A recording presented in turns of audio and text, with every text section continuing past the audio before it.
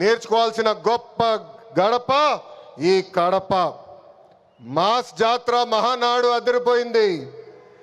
పౌరుషాల గడ్డపై పసుపు జెండా రెపరెపలాడుతుంది. దేవుని గడప కడపలో పసుపు పండగ నిర్వహిస్తాం. నా అదృష్టంగా నేను భావిస్తున్నా. 2024లో మాస్ విక్టరీ మనందరం చూసాం. చరిత్ర కూడా తిరిగి రాశాం. 94% స్ట్రైక్ రేట్ అంటే 175 నియోజకవర్గాల్లో 164 స్థానాలు మన కైవసం చేసుకున్నాం. ఇది ఒక రికార్డు కాదు, ఆల్ టైమ్ రికార్డ్ అని సభాముఖం మీకు తెలుపుతున్నా. ఇది తెలుగుదేశం పార్టీ కార్యకర్తల నాటు దెబ్బ. జెండా బీకేస్తా అన్నారు వాళ్ళు, ఇప్పుడు పార్టీ కార్యాలయానికి టూలెట్ బోటు పెట్టుకుని పారిపోయే పరిస్థితి. పార్టీ లేకుండా చేస్తా అన్నారు, అడ్రస్ లేకుండా పోయే పరిస్థితి. వై నాట్ 175 అన్నారు, ప్రజలు ప్రతిపక్ష హోదా కూడా ఇవ్వని పరిస్థితి. మన బొమ్మలు పెట్టి బాక్సింగ్ చేశారు, ప్రజలే ఇప్పుడు ఫుట్బాల్ ఆడుకునే పరిస్థితి. ఏ తప్పు చేయని మన అధినేత చంద్రబాబు నాయుడు గారు బంధించారు.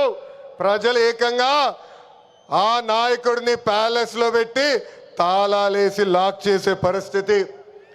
మన నాయకులు ట్రెండ్ ఫాలో అవ్వరు, ట్రెండ్ సెట్ చేస్తారు. సినిమా స్క్రీన్ అయినా పొలిటికల్ స్క్రీన్ అయినా ఆయన ఒక లెజెండ్. ఆయన పేరేంటి? విశ్వవిఖ్యాత నట సార్వభౌమ స్వర్గశ్రీ నందమూరి తారక రామారావు గారు. ఎన్టీఆర్ అంటే 3 అక్షరాలు కాదు, ఎన్టీఆర్ అంటేనే ఒక ప్రభంజనం. ఆయనే రాముడు, ఆయనే కృష్ణుడు, ఆయనే భీముడు, ఆయనే అర్జునుడు, ఆయనే కరుణుడు, ఆయనే ప్రజల గుండెల్లో దేవుడు. పార్టీ పెట్టిన 9 నెలల్లో అధికారంలోకి రావటం ఒక చరిత్ర. దేశానికి సంక్షేమం అనే పదాన్ని పరిచయం చేసిన వ్యక్తి అన్న ఎన్టీఆర్.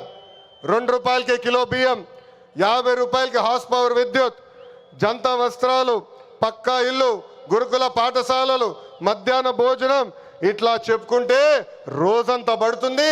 అన్న ఎన్టీఆర్ చేసిన సంక్షేమ కార్యక్రమాలు చెప్పేదానికి. సంక్షేమంలోనే అన్న ఎన్టీఆర్ ఒక బ్రాండ్.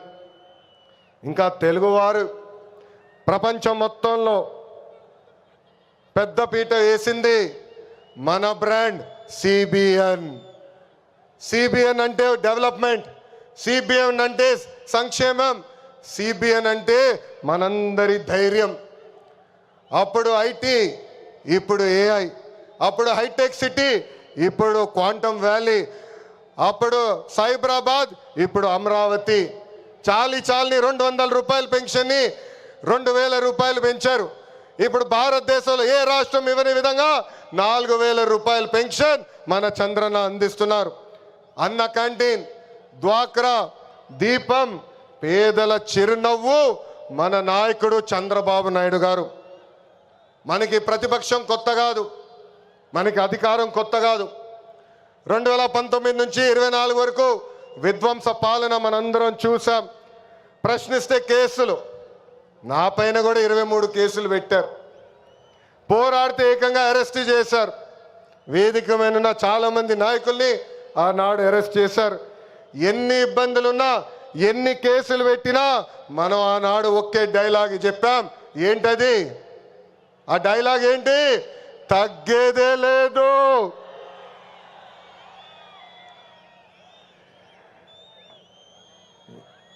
మనందరం చూసాం. ప్రత్యర్థులు దాడి చేసిన, తొడగొట్టి మీసం మిలేసిన అంజిరెడ్డి తాతనే మనందరికీ దమ్ము.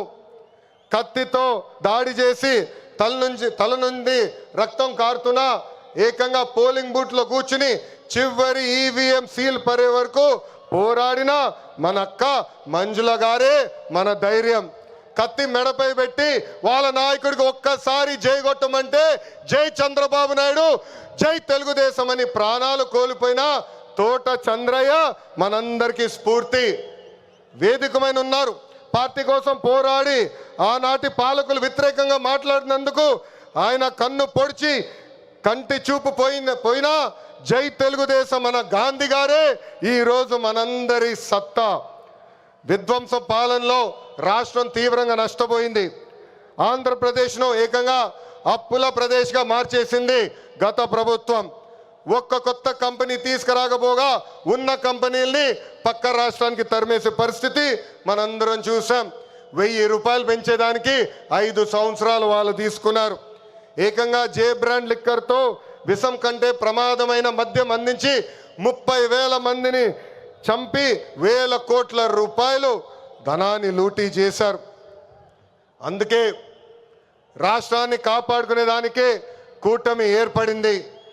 ప్రజల కోసం గౌరవ ప్రధానమంత్రి నరేంద్ర మోడీ గారు మన చంద్రన్న జనసేన అధినేత, నాకు అన్న సమానమైన పవనన్న, అందరూ అజెండాలు పక్కన పెట్టుకొని పని చేశారు.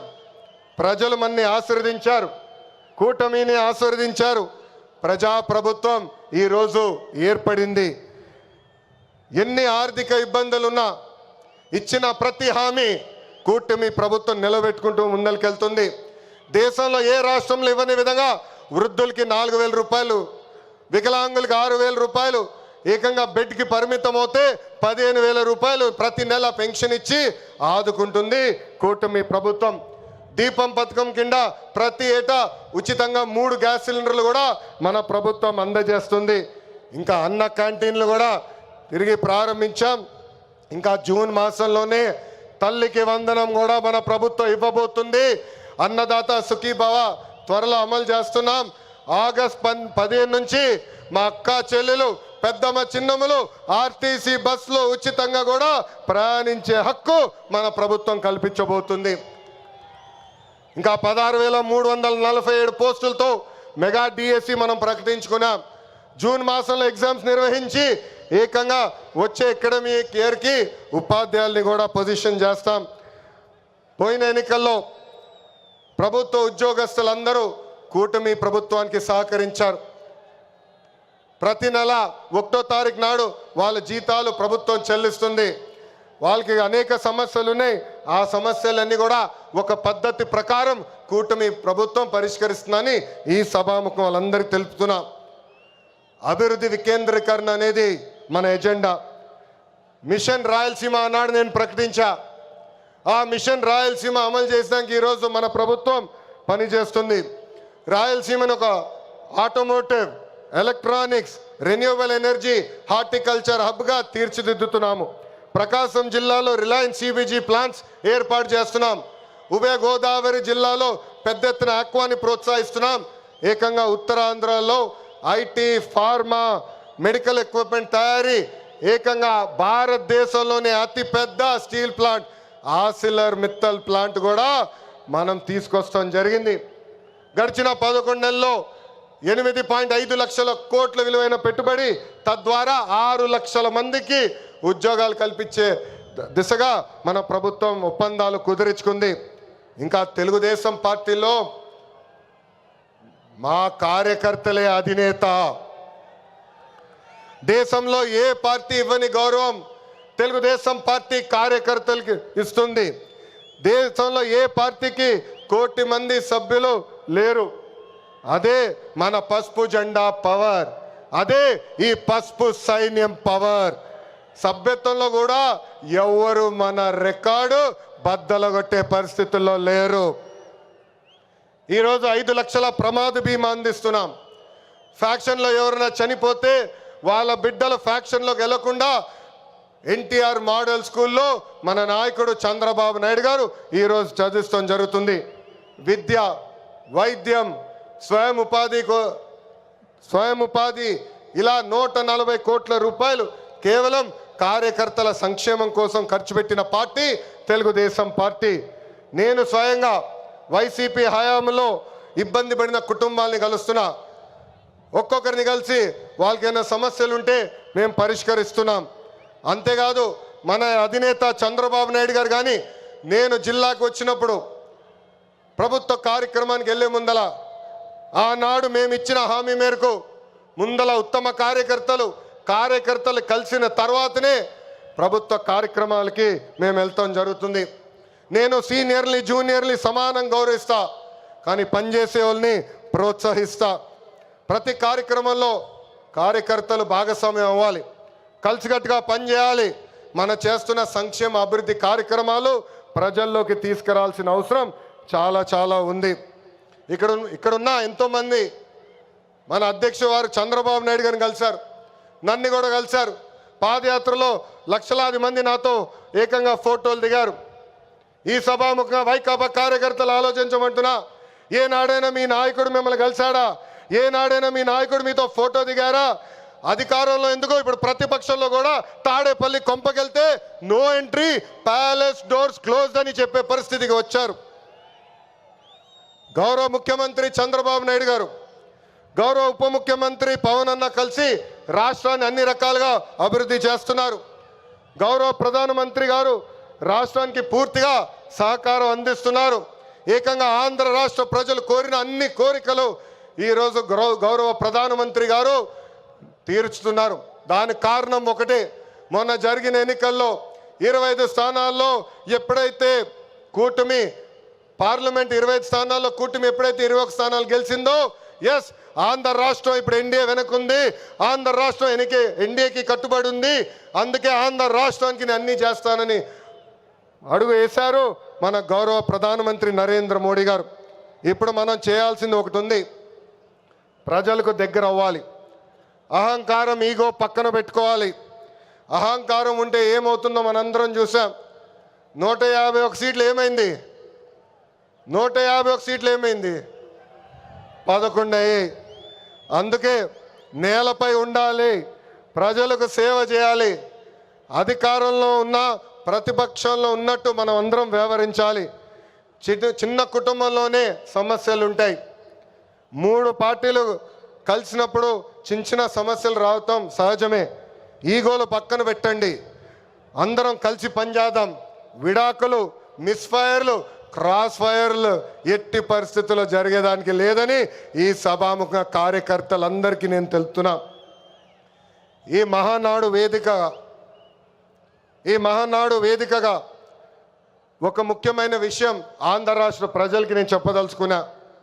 ప్రభుత్వ కొనసాగింపు చాలా చాలా అవసరం. ఒక రాష్ట్రం అభివృద్ధి చెందాలంటే ప్రభుత్వం కొనసాగించాల్సిన అవసరం చాలా ముఖ్యం. 2014లో కట్టుబట్టలతో మన ప్రయాణం ప్రారంభించాం.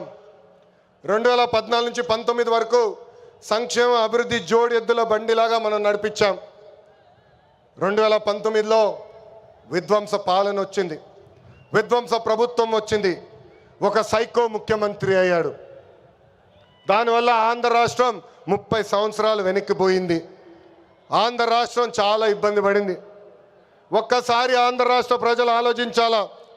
గుజరాత్లో బీజేపీ వరుసగా 7 సార్లు గెలిచింది. ప్రభుత్వ కొనసాగింపు వల్ల ఈరోజు గుజరాత్లో అన్ని రంగాల్లో వాళ్ళు అగ్రస్థానంలో ఉన్నారు.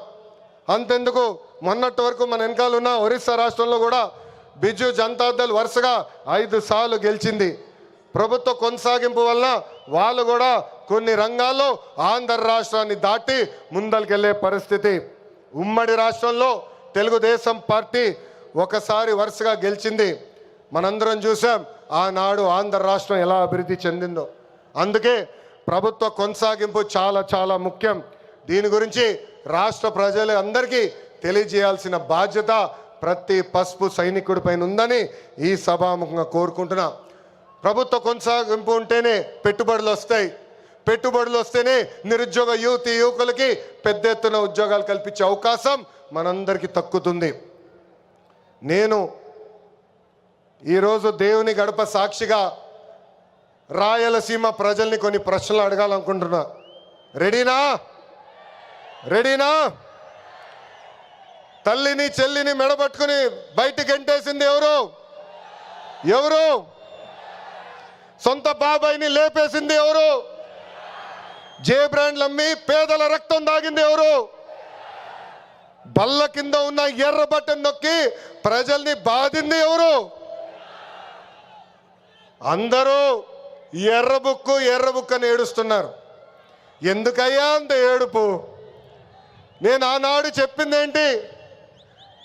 ఎవరైతే చట్టాన్ని ఉల్లంఘించి ప్రజల్ని కార్యకర్తలు ఇబ్బంది పెట్టారో చట్టపరంగా వాళ్ళపైన యాక్షన్ తీసుకుంటానని నేను చెప్పా.